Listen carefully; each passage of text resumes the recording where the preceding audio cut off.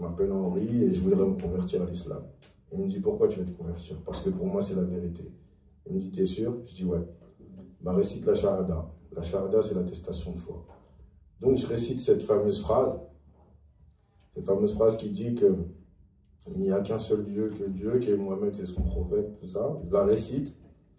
Et il me dit, ça y est, c'est bon, t'es musulman. Je dis, c'est bon? Ouais. Il me dit, ok. Moi et mon copain, on est contents. Mon copain, il me dit, machallah, ça y est, t'es musulman, on se prend dans les bras.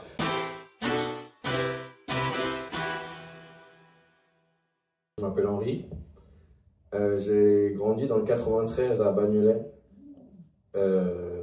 Mais avant ça, j'ai toute une histoire avant que j'arrive à Bagnolet. Je suis né le 27 décembre 1988 à Douarnenez-Crémone d'Azopé, en Côte d'Ivoire. C'est-à-dire, moi, je ne suis pas né en France, je suis né en Côte d'Ivoire. Et je suis arrivé en France à l'âge de 2 ans avec mon père.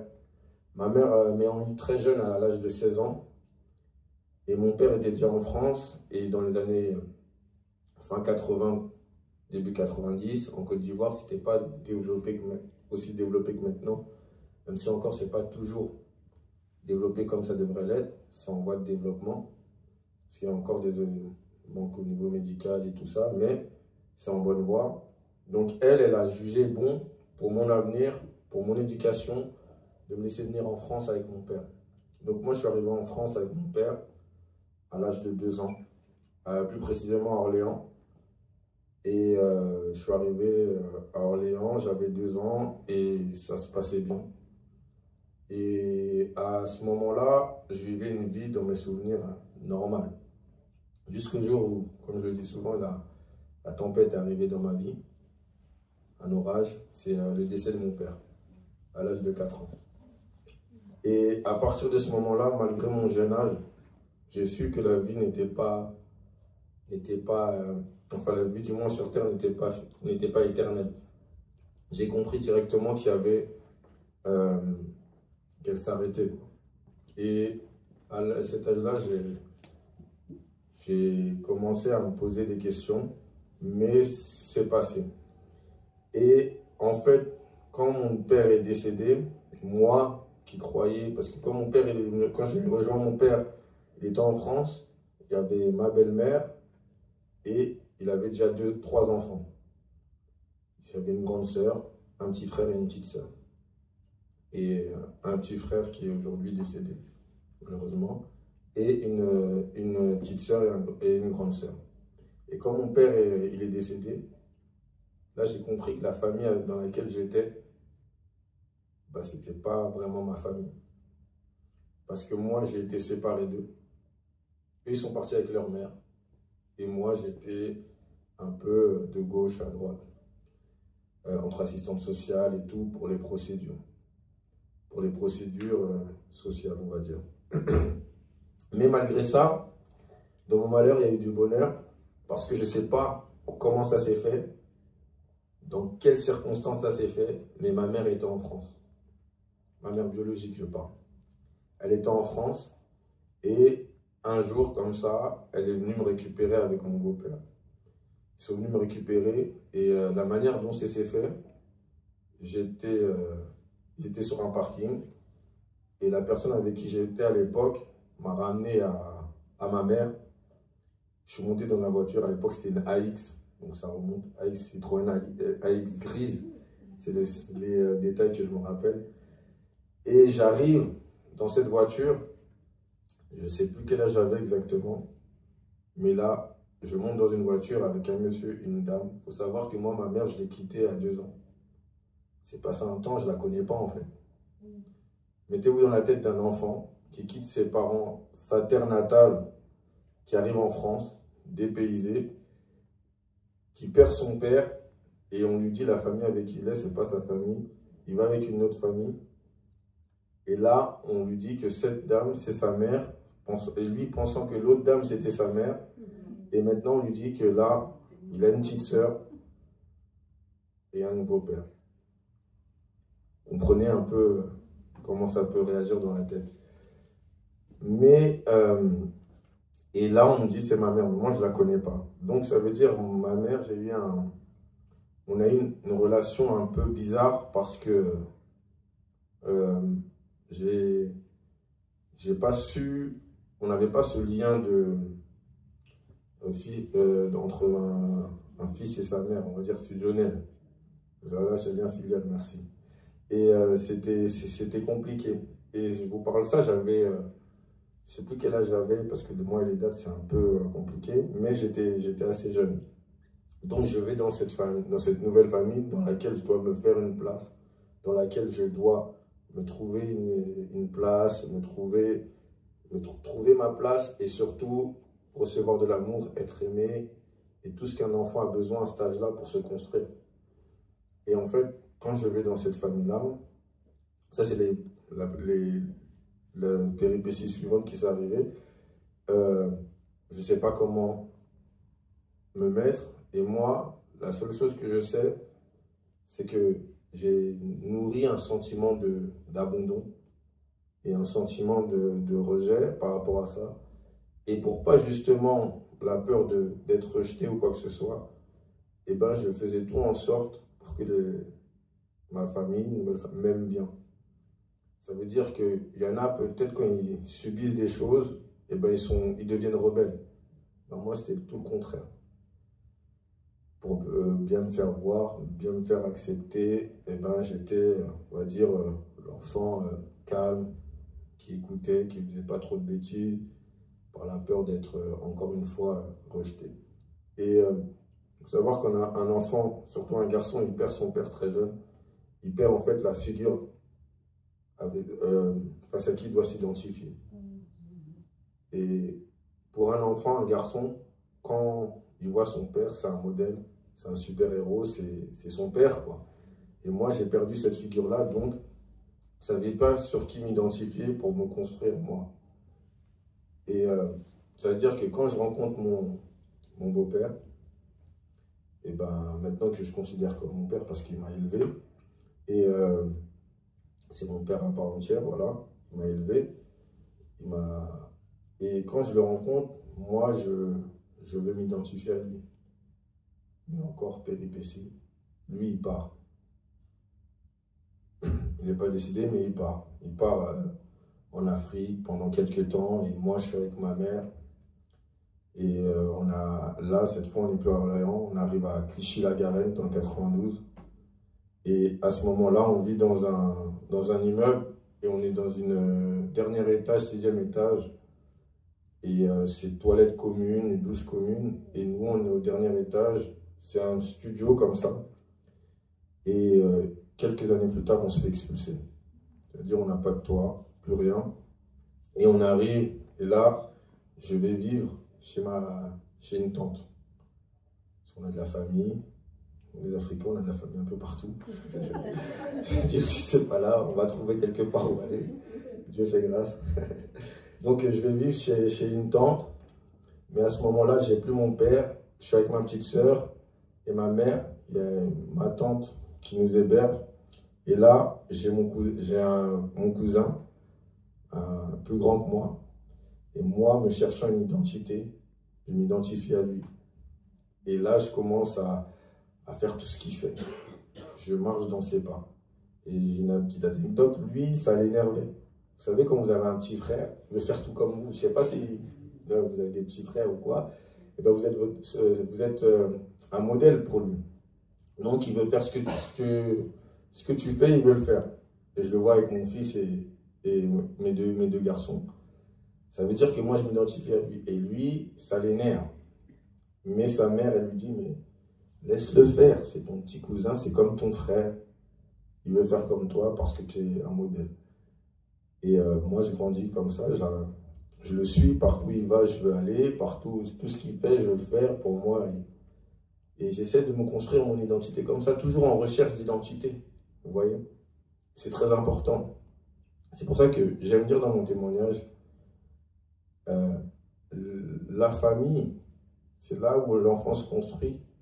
Et c'est pas pour rien que Dieu a instauré le fait qu'il y a un père et une mère. L'un ne va pas sans l'autre. Tout enfant qui grandit sans l'un ou sans l'autre va grandir avec des carences. Qu'on le veuille ou qu'on ne le veuille pas, c'est obligatoire. Dieu a fait les choses d'une telle manière parce qu'il savait. Et j'aime bien dire à nous, surtout nous, la communauté africaine, en tant que parents, qu'on est papa, on a du mal à développer et montrer à nos enfants qu'on les aime. Et c'est très important. Pour l'avoir vécu, vous savez, moi, mon père, même maintenant, il m'a jamais dit « je t'aime ». Et on peut dire que c'est banal, c'est rien, mais c'est important pour un enfant. De se voir, d'avoir ce reflet dans le regard de ses parents, de son père, de sa mère, et de savoir que ses parents nous aiment.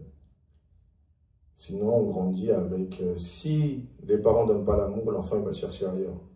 Et dehors, vous croyez-moi qu'il y en a un, il attend juste ça. Et donc voilà, moi je suis dans cette situation-là chez ma tante et je m'identifie à mon cousin et je grandis comme ça, tout le temps en recherche d'amour, en recherche d'identité. Et à un moment, en grandissant, ma tante ne pouvant pas me le garder la journée puisqu'elle travaillait et tout ça, moi je vais, de temps en temps quand ma mère travaillait, j'allais chez une autre tante pour qu'elle me garde. Et là encore une autre péripétie que je témoigne rarement, mais je pense que je dois le dire ici, c'est que j'étais jeune et là où ma mère m'emmenait pour que ma tante me garde, elle avait une grande fille et ma tante allait au travail et moi j'étais avec cette fille et il s'avérait que moi je dormais l'après-midi et un jour en dormant je me réveille et là c'est un truc qui a affecté beaucoup dans ma vie, que j'ai renié mais qui a refait surface et qui a été la source de beaucoup de réponses à mon comportement. C'est que quand moi je dors, je me réveille, j'ai le pantalon baissé et elle est sur moi. Et je vous parle de ça, moi je ne sais plus quel âge j'ai, je suis assez jeune et elle a au moins 15, 16 ans.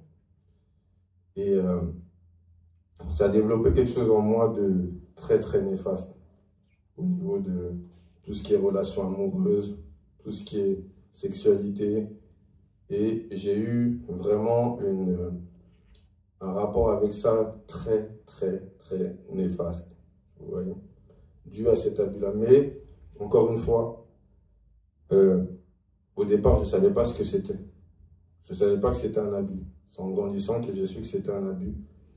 Et moi, vu que ça s'est passé plusieurs fois, pour vous dire que je ne savais pas, j'ai développé un sentiment amoureux envers ma conduite. C'est-à-dire que je commençais des fois à être jaloux envers ses agissements par rapport à d'autres garçons. Et le fait de ne pas parler souvent avec ses parents, parce que moi, avec ma mère, on n'avait pas de relation, vraiment. On ne se parlait pas de ce que tu as fait la journée, comment tu as fait, comment ça s'est passé, tout ça. Il y avait cette distance-là, même jusqu'à maintenant, c'est très rare. Ma femme qui est ici peut témoigner quand ma mère m'appelle, c'est « Allô, bonjour, ça va? Les enfants ils vont bien? Ok, bon, à bientôt. » Hop, c'est fini. Et pourtant, on habite 3 porches à côté. Et c'est une relation qui est due à tout ce qu'on a vécu. Donc moi, je n'avais pas conscience que c'était mal. Et je n'avais pas le réflexe d'en parler à mes parents. Parce qu'il n'y avait pas cette proximité-là. C'est pour ça, vraiment, les parents qui sont là, et cette proximité à vos enfants, parce que c'est pas, vous ne diront pas peut-être les choses, mais de discuter avec eux, d'instaurer un sentiment de confiance, un dialogue, une communication, c'est très important. Donc moi, j'ai grandi avec ça, sans savoir vraiment que c'était grave. Et ça s'est passé dans ma vie, et moi, à un moment, mon cerveau, il a oublié. Donc j'ai continué ma vie comme ça. Et un jour, Dieu a fait grâce, et ben, ma mère a retrouvé un logement, et c'est là qu'on arrivait à Bagnolet. Et là, ma vie a commencé à se stabiliser vraiment. Là, à partir de ce moment-là, j'ai pu commencer à avoir une vie d'enfant normale. Aller à l'école. Parce qu'avant, j'allais à l'école, mais un an, j'ai fait une école, après j'ai redoublé, j'ai rechangé d'école, et ainsi de suite. C'était pas stable. Et là, j'ai commencé à aller à l'école. Euh, être stable, ma mère aussi, a trouvé une stabilité, a trouvé un travail, ma mère, elle travaillait, ma petite sœur, on allait à l'école. Et là, j'ai commencé à avoir des amis, des copains, euh, et avoir une vie d'enfant normal à Bagnolet. Et à ce moment-là, quand j'arrive à Bagnolet, je commence à me faire mes premiers amis, mes premiers potes, on grandit, on est en primaire, après on arrive au collège. Et au collège, c'est là on commence à chercher son identité, qui on est, d'où on vient, ce que l'on est. Et moi, j'habite à Bagnolet dans le 93. 95, vers même dire 98% des personnes sont musulmanes. De près ou de loin, ils sont musulmans. Et ils n'ont pas honte de dire qu'ils sont musulmans. Contrairement aux chrétiens, des fois, tu es dans la cité, dire que tu es chrétien, c'est un peu bizarre. Et moi, j'ai grandi comme ça. Ça veut dire que quand on commençait à savoir qui on était, mon ami, il est là, il dit, ah, bah, moi, je suis musulman. Moi aussi, je suis musulman. Toi, t'es quoi? Bah, moi, je crois en rien. Je sais pas, mes parents. Et toi, Henri, t'es quoi? Bah, moi, la seule chose que je savais, c'est que ma mère, elle priait le soir dans ma langue maternelle. Elle priait, mais on a, comme encore une fois, on n'a jamais eu cette communication, cette relation de dire, bah, je prie ça, je prie tel Dieu, je suis ça, je suis ça. Je sais qu'elle priait, et sans plus. Et quand moi, mes amis me parlaient, ils me disaient qu'ils étaient musulmans. Que c'était quoi l'islam? Le prophète, Mohammed, un tel. L'islam, c'est la vérité, parce que l'islam, c'est la dernière des religions. Mohammed, c'est le sceau des prophètes, parce que c'est le dernier. Mohammed, c'est le meilleur des hommes. La Bible, elle a été falsifiée. Jésus, c'est pas le Fils de Dieu. Tout cet argumentaire islamique, on va dire, rentre dans mes oreilles, dans ma tête, dans mon esprit. Et vous savez, il y a un verset qui dit, la foi vient de ce qu'on entend. Et après, derrière, il est écrit, mais ce que l'on entend vient de la parole de Dieu. Ça veut dire que tout ce que vous entendez qui ne vient pas de la parole de Dieu, il faut faire attention. Parce que tout ce qu'on va entendre, on peut mettre foi. Et moi, j'ai mis foi à ça. Et je commençais à adhérer à leur discours, sachant que moi, je n'ai pas d'identité. Je ne me connais pas. Je sais que je suis ivoirien, je suis né en Côte d'Ivoire. J'aime la tchéké, j'aime la loco. Mais à part ça, voilà, j'aime danser, j'aime la musique. Mais au niveau de ma foi, de ma spiritualité, je ne connais rien. Pour moi, seul Jésus, je le connais par rapport à l'histoire. 300 ans avant Jésus-Christ, 400 ans après Jésus-Christ. Ou le dimanche sur France 2. Et c'est la seule relation que j'ai avec Jésus. Donc pour moi, quand mes amis commencent à me parler de l'islam, involontairement, ben, ça commence à me parler. Donc je commence à adhérer à leur discours. Et autour de moi, il n'y a que ça. Ça veut dire que même le peuple, j'avais un ami chrétien, je savais qu'il était chrétien parce que toute la semaine, il était avec nous. Mais le dimanche, on ne le voyait jamais. On pouvait aller sonner chez lui, il n'était pas là, du matin jusqu'au soir. Il était à l'église. Et quand on le voyait le lundi, mais t'étais où dimanche? J'étais à l'église. Et toute la journée, tu vas à l'église? Bah ouais. Et nous, on se moquait de lui. Pensant que, voilà, c'est un Congolais, tu vois. Et toute la journée, mais c'est vrai. Et pour nous, on disait, mais qu'est-ce qu'il fait à l'église? Du matin jusqu'au soir, il est à l'église toute la journée, tous les dimanches. C'est-à-dire toute la semaine, il peut être avec nous, il se passe, on s'amuse bien et tout. Et dès qu'on voulait le chercher le dimanche, il n'était pas là. Et c'était le seul rapport que j'avais avec les chrétiens. Et donc, on arrive au collège, et j'arrive au collège, on commence à avoir ces discussions-là de religion et tout, des fois on débat et tout. Et moi, entre-temps, je commence à faire du sport. J'ai la sœur une amie à moi, elle a un grand frère, c'était mes voisins, ils faisaient de la lutte. Moi, je venais d'arriver à Bagnolet, je faisais aucun sport, et lui, il me dit, est-ce que tu fais du sport? Je lui dis non. Et encore une fois, pour vous dire, au niveau de l'identité, c'est très important. C'était un garçon plus grand que moi, et encore une fois, moi, je voulais m'identifier à lui. Et quand sa sœur me le présente, je le vois comme un grand frère. Parce que toujours cette recherche encore d'identité. Et je me dis, il me demande si je fais du sport. Je dis non. Et il me dit, bah moi je fais de la lutte. Et eux, ils font de la lutte de génération en génération. Le grand-père, le père, le fils, tout le monde a fait de la lutte. Et à Bagnolet, c'est un peu réputé pour la ville où il y a beaucoup de lutteurs. C'est une ville où la lutte est un bon sport, la lutte et le football. Et donc, il me dit, bah vas-y, moi je vais à l'entraînement de lutte, si tu veux, tu viens. Mais moi, je ne connais pas. Donc, il me montre une seule prise dans sa cour, dans son jardin. Et quand on va là-bas, bah, tu le fais. Et donc, on va là-bas. Ça se passe bien, le premier entraînement. Bah, je bats tout le monde. Et après, les entraîneurs viennent me voir et ils me disent, oui, bah, est-ce que tu veux faire de la lutte? Je dis oui. Bah, tiens les papiers. Maintenant, voilà, il faudra t'inscrire. Quand ils me donnent les papiers, et ben, faut payer. Et moi, mes parents, ma mère, à l'époque, c'était en francs. C'était 60 francs la licence. Pour les plus jeunes, je ne crois pas qu'ils connaissent le franc. C'était 60 francs la licence.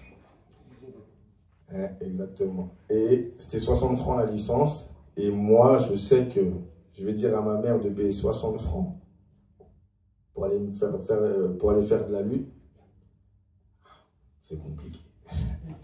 Et bon, je prends les papiers comme ça et je dis à ma mère, et voilà maman, je veux faire de la lutte et tout, c'est 60 francs. Elle me dit, c'est quoi ça de la lutte? Je dis, c'est un sport et tout, Julien il en fait et tout, il m'a dit de venir et tout ça. Nanana. Elle dit, mon fils, moi j'ai pas 60 francs à mettre dans ta lutte, hein. Donc c'est compliqué. Hein. Donc je dis, après je vais voir mon pote Julien. Et je pense que Dieu m'a mis chaque personne sur ma route. C'est pas pour rien, parce qu'ils ont été bénéfiques pour moi et aujourd'hui je commence à comprendre pourquoi il me les a mis sur ma route. Ça faisait partie de mon témoignage. Et lui, tellement on était comme ça, il dit, bah, tu sais ce qu'on va faire? Bah, on va trouver un moyen de trouver de l'argent pour que tu payes ta licence. Ça veut dire que nous, on a fait quoi? On a dit, dans tout le voisinage, bon, on va laver les voitures des gens. On les a plus salis que lavés, mais bon. Donc, on est parti laver les voitures et au final, ça fait qu'on a récolté 30 francs, 3 pièces de 10 francs. Et il y avait son grand-père qui est décédé maintenant. Il a mis les 30 € à la fin. Donc, j'ai pu payer ma licence. Pourquoi je vous raconte cette histoire-là? C'est pour vous dire à quel point c'est important de rencontrer les bonnes personnes. Et surtout, le fait que j'ai commencé ce sport-là m'a évité beaucoup de problèmes dans la rue. Donc moi, je commence la lutte, je rentre au collège et à ce moment-là, on a toujours les discussions de Dieu et tout ça. Et moi, je me dis, l'islam, c'est la vérité. L'islam, c'est la vérité, il n'y a pas de doute. Comment Jésus il peut être Dieu? C'est un homme comme moi. C'est pas possible que Dieu, il est homme. Et en plus, comment Dieu il peut avoir des enfants? Comme si Dieu il va coucher avec une fille. C'est pas possible. Et en plus, on est tous les enfants de Dieu. C'est impossible que Dieu peut avoir un fils. Et moi, ça rentre dans ma tête comme ça et tout. Et encore un truc pour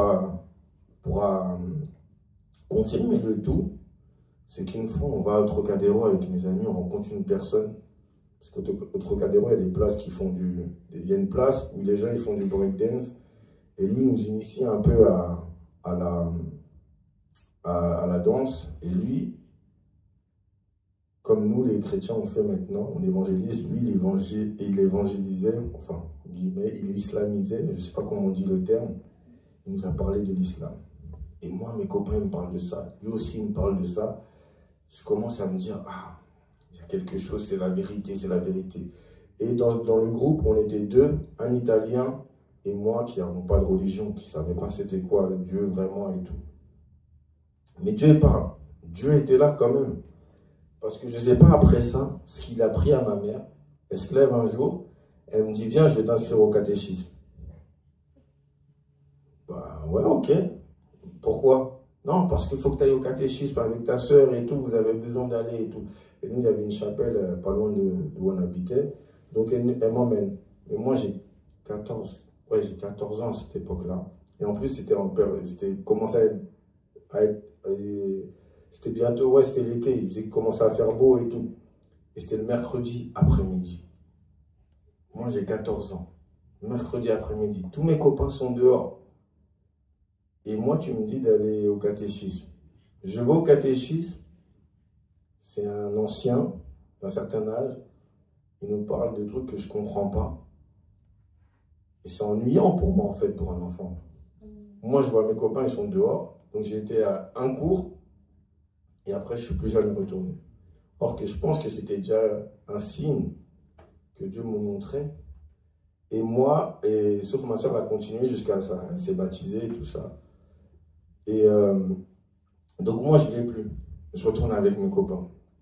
Et en ce moment-là, le sport, ça marche. Donc, ça veut dire qu'avec le sport, je commence à faire les championnats de France. Je gagne les championnats de France et je suis sélectionné avec l'équipe de France. Et je rentre on va dire, en centre de formation, en sport-études, ça s'appelait.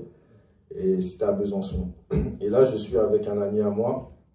C'est un musulman. Un grand frère encore. Sur qui encore je m'identifie. Et lui, là, je vois réellement ce que c'est l'islam.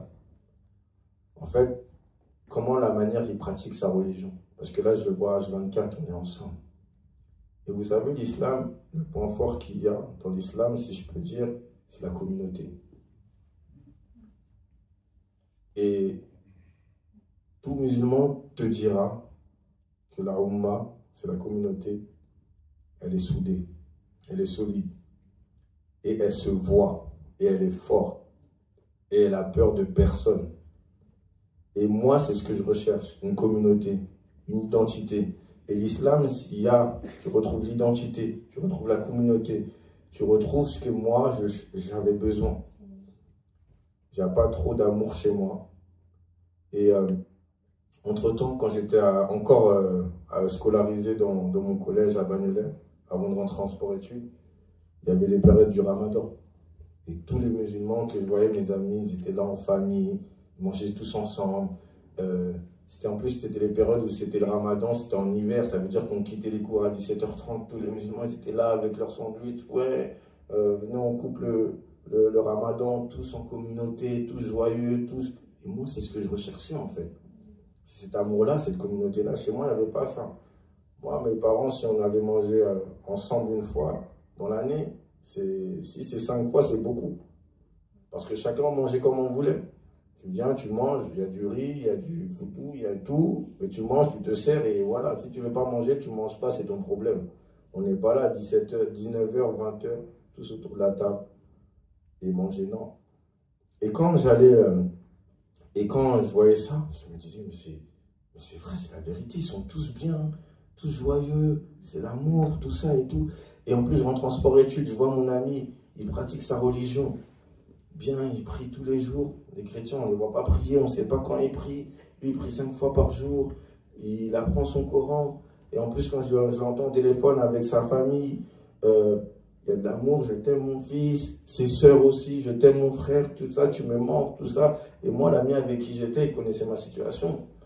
Parce que pour vous dire à quel point moi, j'ai grandi dans ce sentiment de rejet, d'appartenance. Des fois, moi, j'étais en sport-études à Besançon. Je pouvais passer 2-3 semaines sans rentrer à Paris parce que mes parents ne pouvaient pas me payer le billet de train. Et lui, il me voyait comme ça dans cette situation. Des fois, il me disait, Henri, vas-y, moi je rentre ce week-end, tu fais quoi toi? Je dis, bah frérot, à Nice, moi je peux pas rentrer. Vas-y, viens, je te paye ton billet, on rentre. Vous savez, moi, je me dis ça, la main sur le cœur, gentil comme ça. En plus, quand je rentre, quand c'était le Ramadan, il y a une période où c'était le Ramadan, j'étais à Besançon, il m'a invité chez lui. Je suis reçu très bien chez ses parents pendant le Ramadan, on mange et tout. Et un été, l'été 2005, non, ou avant, je ne sais plus, ouais, 2005, je retourne à Paris. Et là, avec un autre pote, je dis, viens, moi, je veux me convertir. Et là, ça a commencé. Il me dit, t'es sûr? Je dis, ouais, vas-y, je suis sûr que l'islam, c'est la vérité. Je suis sûr que l'islam, c'est la vérité. Et je suis convaincu de ça. Je suis convaincu, vraiment, je suis convaincu que l'islam, c'est la vérité. Il dit, bah vas-y, viens, on va à la mosquée. Et à l'époque, nous, à Bamilé, il n'y avait pas de mosquée. Maintenant, il y a une grande mosquée. Mais avant, c'était des salles de prière. Ils étaient dans les... elle était dans un foyer. Et donc, on va là-bas, dans la salle de prière, à la mosquée, à Montreuil. Et on va voir l'imam. Et l'imam, il me dit, je dis à l'imam, voilà, je m'appelle Henri et je voudrais me convertir à l'islam. Il me dit, pourquoi tu veux te convertir? Parce que pour moi, c'est la vérité. Il me dit, t'es sûr? Je dis, ouais. Bah, récite la Shahada. La Shahada, c'est l'attestation de foi. Donc, je récite cette fameuse phrase qui dit que il n'y a qu'un seul Dieu que Dieu, que Mohamed, c'est son prophète, tout ça. Je la récite. Et il me dit, ça y est, c'est bon, t'es musulman. Je dis, c'est bon? Ouais. Il me dit, ok. Moi et mon copain, on est contents. Mon copain, il me dit, machallah, ça y est, t'es musulman, on se prend dans les bras. Après, je veux dire à ma cité, tous mes gars, ouais, ça y est, je me suis converti, tout le monde est content et tout, on est là. Ouais, ça y est, ben, ouais, ok. Donc, je suis converti, maintenant, je suis musulman. Et il y a un problème qui s'annonce, c'est que l'islam, on doit apprendre tout en arabe. On va dire, tu as une tolérance pendant un moment, tu peux apprendre un peu en français, mais après, tu dois apprendre tout en arabe. Ça veut dire que la prière, c'est en arabe. Tout ce que les récitations, tout ça, tout, c'est en arabe. Le Coran, tu dois l'apprendre en arabe, tout. Et moi, avec mes amis, parce qu'à l'époque, c'était pas encore démocratisé les écoles coraniques, les écoles arabes, l'école arabe. C'était vraiment, il y en avait très peu, mais c'était mal vu. C'était pas comme maintenant. Et moi, ça veut dire qu'avec mes potes, ils m'apprennent les sourates en phonétique, ils m'apprennent le taouid. Le taouid, c'est l'unicité d'Allah. Ça veut dire qu'il y a croire en Dieu, l'unicité d'Allah dans ses attributs, ses noms, dans sa seigneurie et dans l'adoration. Ça veut dire que en gros, pour résumer, tout ce que vous faites, c'est grâce à Dieu. C'est grâce à Dieu, il n'y a pas d'autre chose. Et il m'apprend les 5 piliers de l'islam qui sont la shahada, qui sont la prière, qui sont l'aumône et le pèlerinage. Et moi, je ne vais pas dire que j'étais grand musulman à l'époque, mais je me suis attaché à faire ce que je pouvais faire. La seule chose que je n'ai pas fait, c'est le pèlerinage, puisque je n'avais pas les moyens. Mais je faisais tout ce qu'un bon musulman pouvait faire. Et je croyais en tout ce que les musulmans pouvaient croire. C'est-à-dire les anges, ça veut dire le destin, ça veut dire les livres envoyés avant. Parce que nous, enfin, en tant que musulmans, on doit croire à la Torah, à l'évangile et au Coran. Même si maintenant les musulmans disent que l'évangile est falsifié, on doit y croire. Donc, moi, je continue, j'apprends ma religion, j'aime ma religion, et je suis même, parmi mes amis qui sont déjà musulmans, je suis le fer de lance, on va dire. C'est moi qui les amène à la mosquée. Venez, on va à la mosquée. Eh, c'est l'heure de la salade. Vas-y, venez, on va à la mosquée. Eh, vas-y, vous faites quoi? Vas-y, venez, on y va. Et moi, j'étais vu comme ça. Pour vous dire, j'ai une anecdote. Il y a un ami à moi, il a voulu se marier. Et en islam, lui, pour se marier, il fallait... et sa femme n'était pas convertie. Et sa femme, elle voulait se convertir. Et il faut des témoins. Et ben moi, il est venu m'appeler parce qu'il savait mon témoignage que j'avais en tant que musulman. Et ben, il s'est dit, viens Henri, tu vas être le témoin pour que ma femme se convertisse. Et voilà. Donc voilà, pour vous dire que l'islam, je connais. Je n'ai pas mis un pas et ressorti. J'ai vraiment allé dans où le Seigneur voulait m'emmener en fait. Parce que je pense que le Seigneur m'a emmené là, c'est parce qu'il avait besoin de moi là. Et après, il m'en a fait sortir. Parce que je pense que le Seigneur a toujours été avec moi. Donc voilà, je me suis converti dans ces circonstances-là et j'étais celui qui emmenait les gens à la mosquée, dans ma cité et tout. Je disais, venez et tout, machin. Venons, on va à la mosquée, venons, on prie. J'apprenais tout ce que je pouvais apprendre et tout. Et la plupart même des trucs que maintenant qui me choquent, avant ça ne me choquait pas dans l'islam parce que je trouvais ça normal. Et je pense que le diable avait mis un voile devant moi pour m'empêcher de voir les réalités que maintenant je constate et que maintenant je peux dire que voilà. Donc, je retourne à Besançon, mon copain aussi il sait, on est tous voilà, musulmans. Et pour vous dire, j'ai même changé de prénom, je me suis fait appeler Médine. Parce qu'en islam, des fois, tu changes de prénom et je me suis fait appeler Médine. Médine, il faut savoir que c'est la ville sainte. C'est la ville où le prophète, il a, on va dire, il a immigré. Il est parti et c'est là que ça a commencé vraiment. Il a commencé vraiment son règne, on va dire. Je ne sais pas comment on peut appeler ça. Et c'est à partir de là que tout passe. Tout a commencé quand il était à Médine. Parce que là, il a commencé à former son armée et tout ça, et répandre après l'islam un peu partout. Et donc, moi, je me faisais appeler Médine. Et donc, moi, j'étais content. J'avais trouvé ma paix, j'avais trouvé mon identité, j'avais trouvé ma communauté. Henri, t'es quoi? Ouais, je suis musulman. Ok. Je pouvais m'identifier à quelque chose, en fait. Je savais maintenant qui j'étais. Parce que maintenant, je pouvais dire, ouais, je suis musulman, je suis ci, je suis comme ça. Et voilà. Or qu'avant, voilà, j'étais ivoirien, mais sans plus. Donc moi, maintenant, j'ai ma communauté. C'est l'islam. Et voilà, c'est mes amis musulmans. On est tous musulmans, on marche ensemble. On fait tout ensemble. Et là, à ce moment-là, j'étais bien. Et il arrive un moment où je rencontre ma femme, qui fut un instrument de Dieu, sans qu'elle sache elle-même. Parce que je pense que Dieu nous avait prédestinés et savait ce qui allait se passer dans nos vies. Il faut dire, pour vous expliquer pourquoi c'est le de Dieu, ma femme, elle est de la communauté des gens du voyage. Je suis noir. Elle est gitane. Est-ce que vous faites le lien? Ça veut dire que c'est très, très, très compliqué. Mais Dieu fait grâce que elle habitait dans le quartier, dans la cité, elle n'était pas dans les terrains. Mais le Seigneur savait pourquoi je l'ai rencontrée. Et donc, elle, quand je la rencontre, elle croit pas elle croit en quelque chose, mais elle se cherche. Et moi, quand elle me dit ça, dans ma tête, je me dis, très bien, machallah. Parce que moi, elle va devenir musulmane.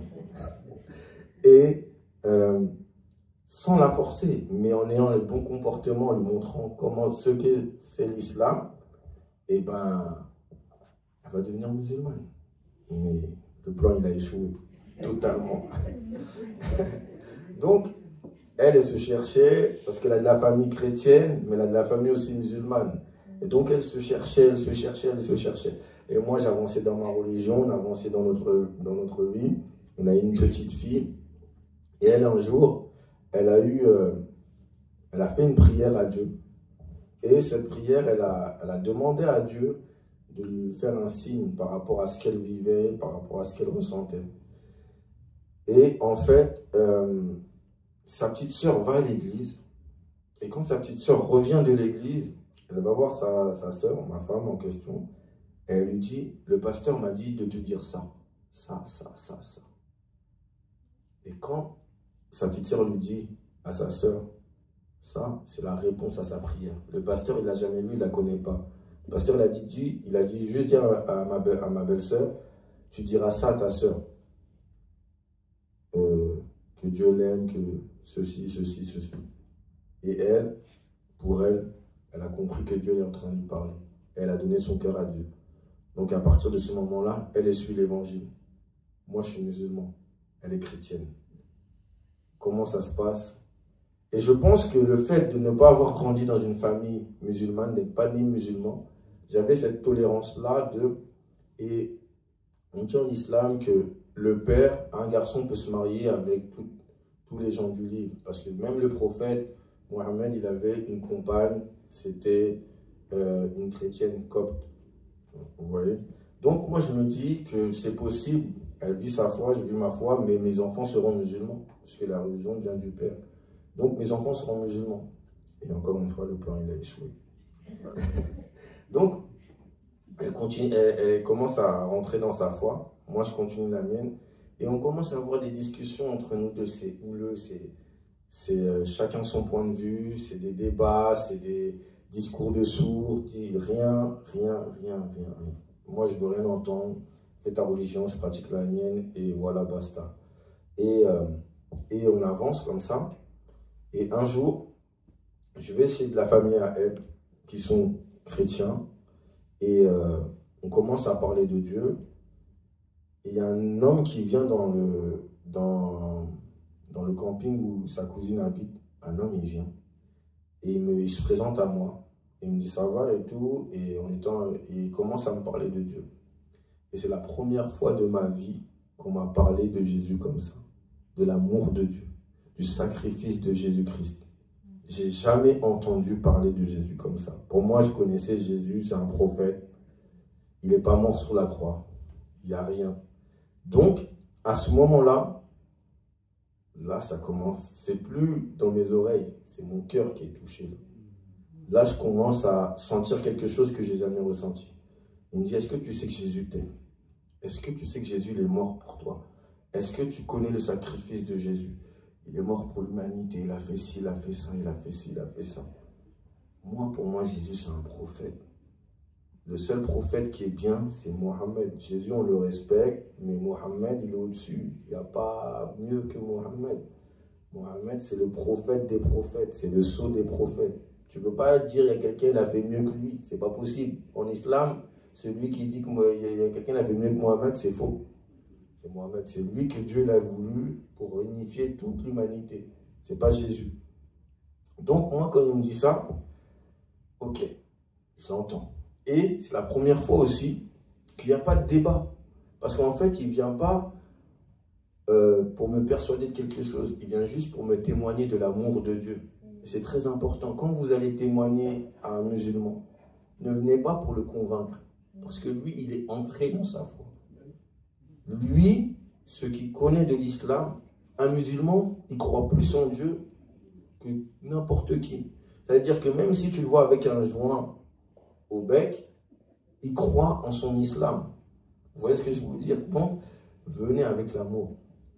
Pas besoin de vouloir le raisonner ou vouloir le montrer que le démontrer. Ton témoignage est de l'amour. Et lui, il est venu juste avec le témoignage de Jésus et l'amour. Et Dieu a fait quelque chose, c'est qu'on devait partir parce que la cousine à ma femme me disait que en fait, elle a fait à manger, mais c'était que du porc. Moi, je dis, moi, je ne vais pas rester, on va y aller. Et après, je ne sais pas, elle va dans sa cuisine. Et comme mon Dieu, il est fin, il est malin, elle trouve des tranches de jambon halal. C'est des chrétiens, des gitans. Elle trouve des tranches de jambon halal. Jambon d'âne halal. Je dis, waouh! Elle nous ramène, elle dit, non, mais si vous pouvez rester et tout, j'ai trouvé ça dans ma cuisine et tout ça. Donc on dit, vas-y, ok, on va rester et tout. Donc on mange et tout. Et après, dans le terrain où ils étaient, il y avait un petit camping. Et il y avait des réunions. Ils me disent, nous on va à la réunion, si tu veux, Henri, tu peux venir avec nous. Et moi, j'ai pas de problème avec ça. Encore, je pense, c'est le fait que je suis pas né dans une famille musulmane à proprement dit. Donc j'ai cette ouverture d'esprit de aller à l'église. Et même dans ma foi, rien ne peut m'arriver parce que je suis musulman en fait. C'est-à-dire que je peux aller à l'église, je peux aller où je veux, ça ne va pas m'arriver. Rien. Mais Dieu, il sait où il va m'attraper. Vous voyez? Donc Dieu savait. Donc Dieu savait, le Seigneur savait. Donc moi je vais là-bas et je commence à écouter. Je ne me rappelle plus du discours. J'écoute, j'entends. Et ça me fait quelque chose au cœur. Je sens l'atmosphère, c'est bien et tout. Et ça m'apaise. Et voilà. Et je sors de cette réunion-là et le monsieur en question, il vient me voir et il me dit, alors comment t'as trouvé? Moi, je suis musulman. L'orgueil, bah rien. Rien. T'as pas ressenti quelque chose? Non. Donc moi, je compte sur mes positions. Orgueilleux. Et on repart chez nous. Et Dieu n'a pas fini avec moi encore. Parce que quelques temps après, ma femme, elle va à l'église. Elle revient de l'église. Cette expérience, je la raconte, mais quand je la raconte, maintenant, je rigole un peu. Elle revient à l'église et elle va à l'église. Elle demande à Dieu, Seigneur, donne-moi le parler en langue pour que je le montre à ma famille, pour les convaincre. Donc, ça veut dire qu'elle va à l'église. Elle est baptisée du Saint-Esprit avec le signe du parler en langue. Elle revient chez nous. elle n'arrive pas à parler, mais sur des syllabes, je ne sais pas. Et moi, elle vient vers moi, elle dit, non, chétan, pousse-toi de là, je ne joue pas avec toi. Et c'est ça que j'avais comme réaction, non, chétan, je ne joue pas avec ça. Parce que pour moi, tout ça, là, c'est des trucs du diable. Il n'y a pas de Saint-Esprit en islam, je ne connais pas le Saint-Esprit. Pour moi, c'est du diable. Donc, après, ça se passe, et quelques temps après, ça c'était une expérience qui m'a marqué, et là je commençais à me poser des questions. Elle reçoit des trucs comme ça, moi je suis dans la dernière religion, je fais mes 5 prières par jour, je fais le ramadan, je lis le Coran, mais il n'y a rien qui se passe dans ma vie, c'est pareil. Je fais des doigts, je demande à Dieu, il n'y a rien. Donc c'est bizarre. Mais elle, en très peu de temps, son comportement il change. Parce que on la voit comme ça, elle est calme. Avant, quoi? Gloire à Dieu, vraiment gloire à Dieu. Parce que, en fait, les miracles de Dieu, on les voit dans le comportement des gens, comment ça s'opère. Et je vois son comportement et gens vis-à-vis de sa famille et tout ça et tout. Et je me dis, il y a quelque chose qui se passe. Et moi, il n'y a rien. Et un jour, elle revient me voir. Elle n'a pas lâché. Elle vient me voir, elle me dit, moi, il y a mon cousin, il connaît un pasteur, c'est un ancien musulman. Je dis, impossible. Elle me dit, si tu veux, il peut le ramener à la maison et tout, tu vas le rencontrer, il va te parler.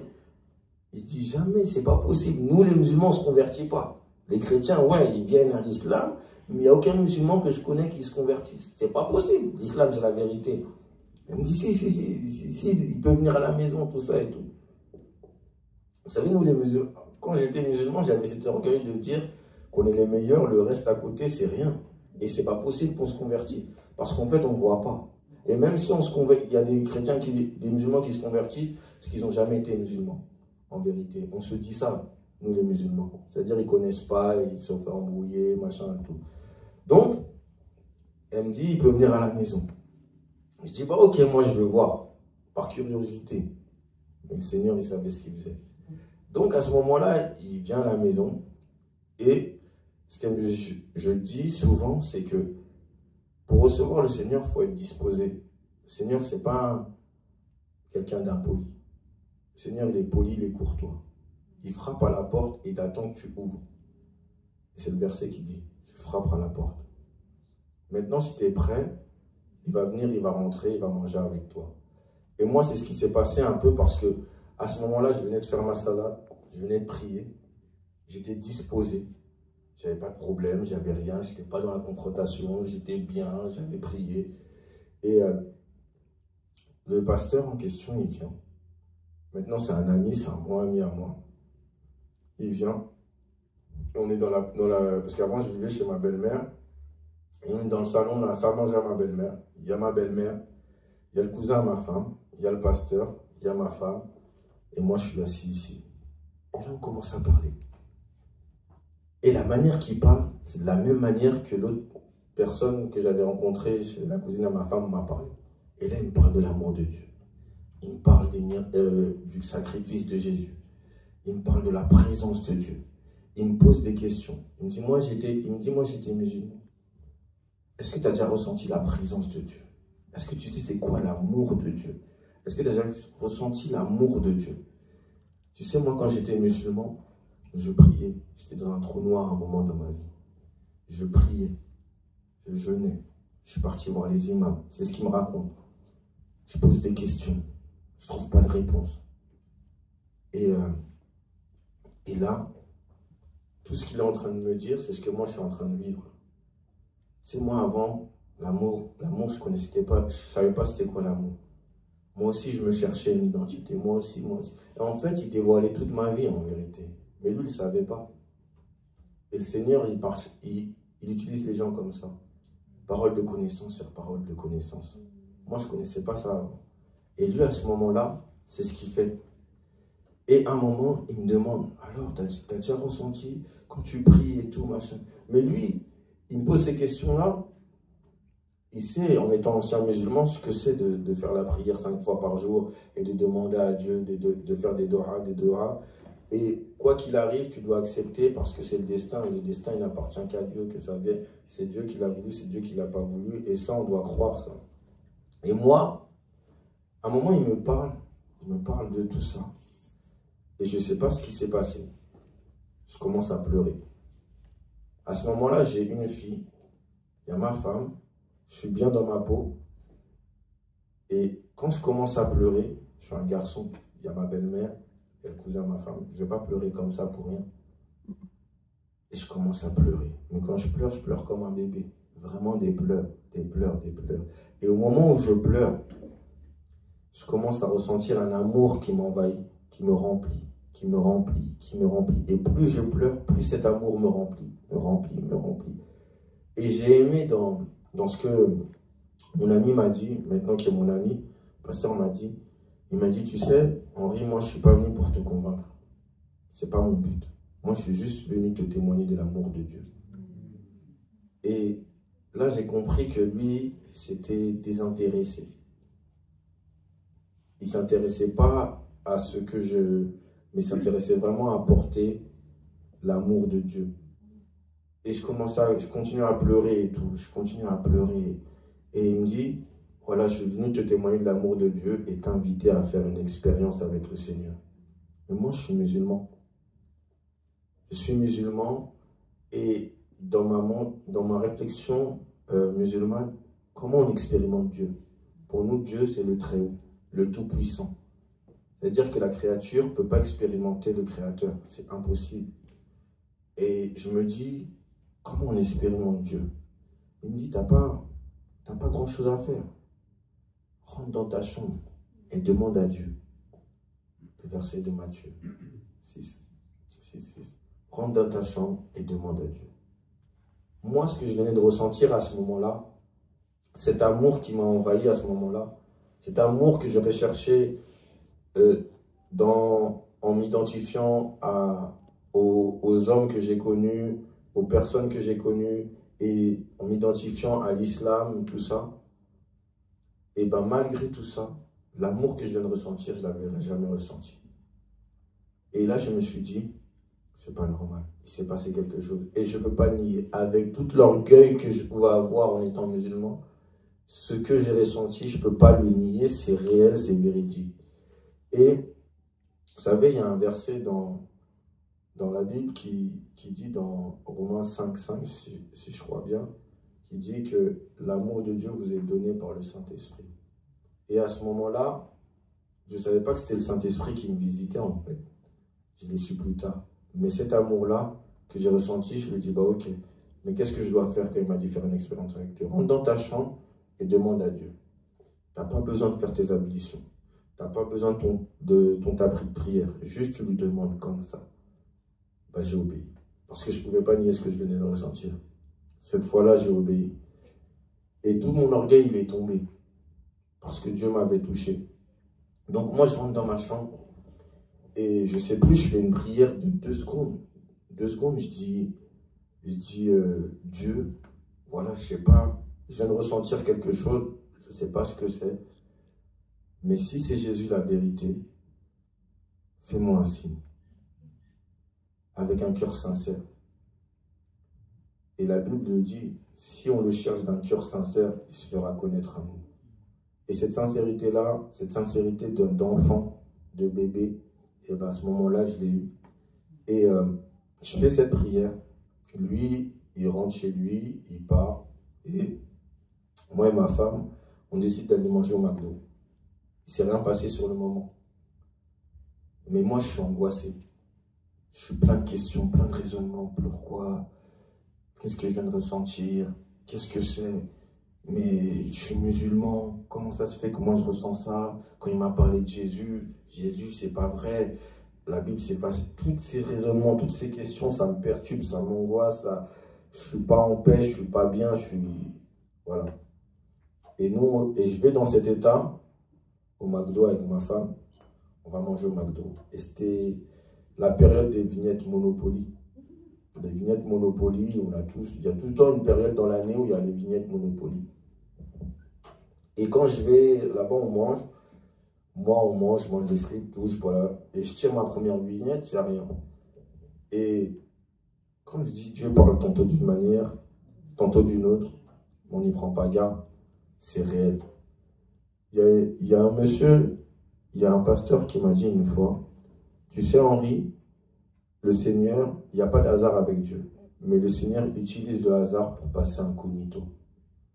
Et à ce moment-là, moi, je tire la deuxième vignette. Et quand je tire la deuxième vignette, il y a un mot qui est écrit dessus. Et ce mot-là, j'en avais besoin. C'est le mot paix. Mais en fait, après, j'ai vu que c'était rue de la paix. Parce que c'est des rues dans le Monopoly. Mais moi, j'ai vu en mot le mot paix. Et quand je vous dis, j'ai tiré cette vignette, j'ai tourné, j'ai vu ce mot paix. Et il y a une paix qui est descendue sur moi. Inimaginable. Indescriptible. Et je pense que toute personne qui a une expérience en Dieu, avec Dieu, peut connaître, savoir de quoi je parle. C'est cette paix qui dépasse toute intelligence, en fait. Qui te met dans un confort, dans un bien-être que tu ne retrouves pas dans le monde. Et à ce moment-là, je montre ça à ma femme. Elle me dit, tu vois, le Seigneur il est en train de te parler. Et je me dis, waouh. Waouh. Comment moi je prie 5 fois par jour, je fais des doigts, Dieu ne me répond jamais. Et là, en une fraction de seconde, j'ai fait une prière. Il a apaisé les angoisses, la crainte que j'avais, les réflexions en une fraction de seconde. Je dis, waouh. Je me dis ça intérieurement. Et ma femme, elle me dit, le Seigneur, il est en train de te parler. J'acquiesce. Et à partir de ce moment-là, j'ai cette paix-là. Cette paix-là, elle me conforte, elle me rassure. Et là, je me dis, Jésus, c'est la vérité en vérité. Et là, je me dis, non. Je vais commencer à aller aux réunions. Mais l'ennemi ne me lâche pas encore. Là, maintenant, c'est plus les pensées de ce que j'ai reçu, c'est les pensées de qu'est-ce que les autres vont dire. Je suis musulman. J'habite dans un quartier. Tout autour de moi, ils savent que je suis musulman. Il faut savoir qu'en islam, renier l'islam, c'est passible de mort. En France, ce n'est pas la loi de la charia, pour l'instant. Pour l'instant. Vous savez, et il n'y a pas de charia, on va dire, à proprement dit, mais quand tu étais musulman et tu retires de l'islam, tu sens qu'il y a la charia. Tu sens la persécution. Des mêmes amis qui t'ont accepté en tant que musulman, tu vois la différence en une fraction de seconde. Et moi, je me suis dit, qu'est-ce que je vais leur dire? Comment ils vont faire? Comment je vais faire? Parce que là, je ne peux pas renier ce que j'ai ressenti. Je ne peux pas renier que Jésus, c'est la vérité. C'est des faits concrets. C'est des faits concrets.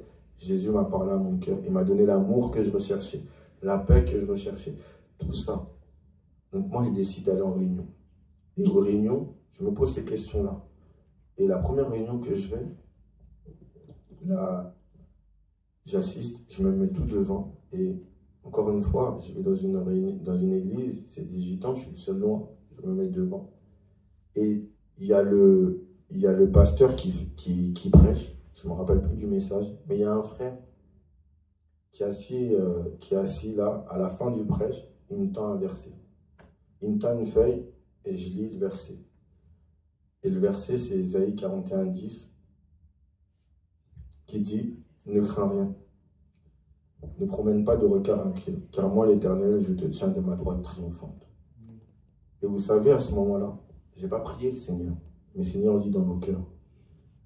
L'angoisse que j'avais de ce que les gens vont dire par rapport à ce que je suis chrétien, que j'étais chrétien, je suis devenu musulman et maintenant je redeviens, enfin j'étais chrétien, j'étais, on va dire à proprement dit chrétien, parce que si tu manges du porc dans la cité, tu es chrétien, c'est pas autre chose. Et après maintenant je suis devenu musulman et là je redeviens chrétien. Ces réflexions-là, je me suis dit, ça va être compliqué. Et là, le frère me tend ce verset et le Seigneur me parle. Je le prends comme une réponse de Dieu qui me dit, mon frère, Henri, t'inquiète pas, je serai avec toi tous les jours. Ne crains rien. C'est moi qui te tiens. C'est moi ton Dieu qui te tient. Et à partir de ce moment-là, je décide de marcher avec le Seigneur et je décide de donner ma vie à Christ. Et à partir de ce moment-là, J'avais un ami avec qui on a fait l'école sans couche. Je me dis, Seigneur, s'il te plaît, que seulement lui, peut-être tous les autres, c'est pas grave. Mais ça, je me dis, c'est des réflexions que je me fais à moi-même, c'est pas des prières. Mais Seigneur, pour lui, c'est une prière. Et je dis seulement lui, fait qu'il ne me laisse pas tomber. Parce que les autres, quand ils ont appris, c'est des moqueries, c'est plus pareil. Mais seulement lui fait que. Et une fois, je vais à l'église, je sors de l'église et je reçois un message. Pourtant, je ne lui ai pas dit, lui. Je ne lui ai pas dit. Et je reçois un message et il me dit dans le message, ouais, salut frérot, j'ai appris que tu étais devenu chrétien. T'inquiète pas, toi et moi, ça ne bouge pas, ça reste pareil. J'ai dit merci Seigneur. Et c'est là qu'on voit la gloire de Dieu vraiment. Dans tout ce que j'ai vécu, c'est que on peut penser que Dieu est loin, mais en fait, il est là. Ouais. Sans vraiment prier, les pensées de nos cœurs, les soupirs, les larmes, il les écoute. Et là, encore une fois, il m'a confirmé que c'est le chemin, c'est la vérité. Suis-moi. Donc après, je suis passé par les eaux du baptême et j'ai continué ma vie. J'ai continué à avancer avec le Seigneur, avancer avec feu. Mais à un moment, il est arrivé dans ma vie où je suis retourné dans mes travers. C'est que j'étais là où j'étais chrétien, mais un pied dedans, un pied dedans, dehors, un pied dedans, un pied dehors. Et je remercie le Seigneur d'avoir ma femme parce que malgré que moi j'étais éloigné, elle a toujours été quand même attachée au Seigneur. Et je pense que ça a joué. Parce que pour vous dire une anecdote, quand on partait en vacances, elle mettait de la louange et moi je mettais du booba. Elle mettait de la louange et moi je mettais du booba. Et il y a eu cette période-là où je me suis éloigné du Seigneur. Et après le Covid, le dernier confinement du Covid, le même pasteur en question qui est venu la première fois m'évangéliser est revenu à la maison. Et il a dit une phrase anodine peut-être, mais qui a sonné comme un rappel de Dieu. Un rappel que le Seigneur m'a montré. Et il vient à la maison et il vient pour faire une réunion pour des amis à nous qu'on a en commun.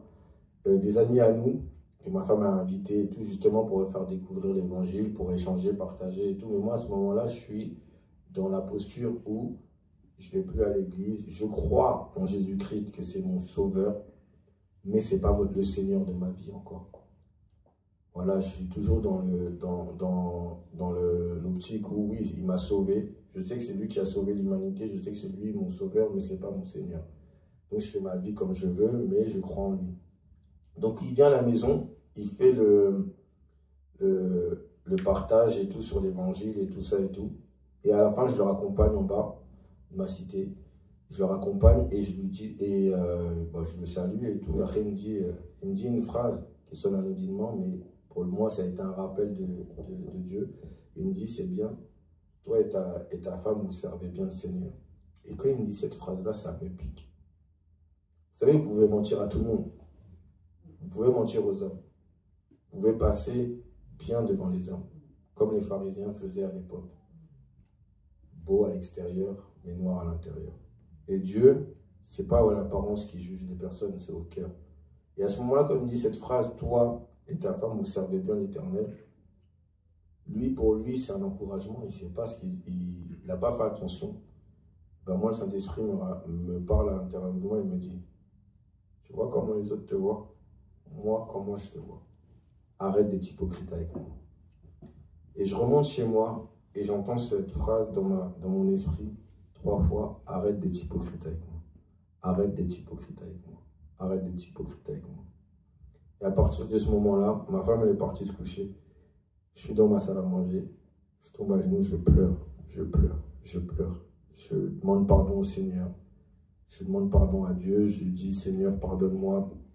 Et je pleure toutes les larmes de mon corps parce que là, je reconnais que j'étais en train d'offenser Dieu depuis des années. Malgré qu'il m'avait fait cette grâce-là de me sauver. Et en fait, j'étais pas en accord avec ce qu'il était, avec ce que Dieu était. Et à partir de ce moment-là, là, j'ai compris réellement que avant toute chose, avant que Dieu nous sauve, oui, c'est notre sauveur, mais c'est notre Seigneur. Donc, quand je dis cette phrase-là, c'est valable pour tout le monde.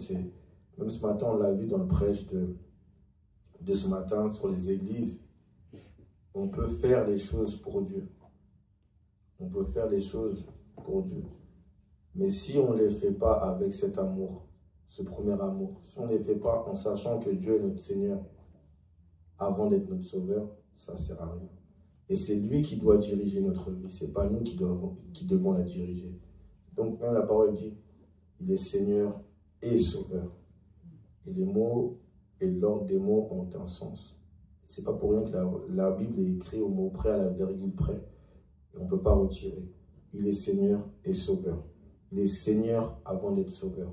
Il était sur le trône de gloire. Il s'est dépouillé de toute sa gloire pour venir en tant que Sauveur. Mais avant toute chose, il reste Seigneur. Et là, je l'ai compris. Et depuis ce temps-là, maintenant, moi et ma femme, par la grâce de Dieu, on sert le Seigneur avec force et puissance comme on le peut. Mais voilà, c'était mon témoignage. C'était pour vous raconter l'histoire de mon témoignage et vous dire à quel point Dieu a vraiment mis sa gloire dans ma vie. Et témoigner, vraiment, c'est un honneur parce que je lui rends toute la gloire en témoignant. Donc voilà, soyez bénis.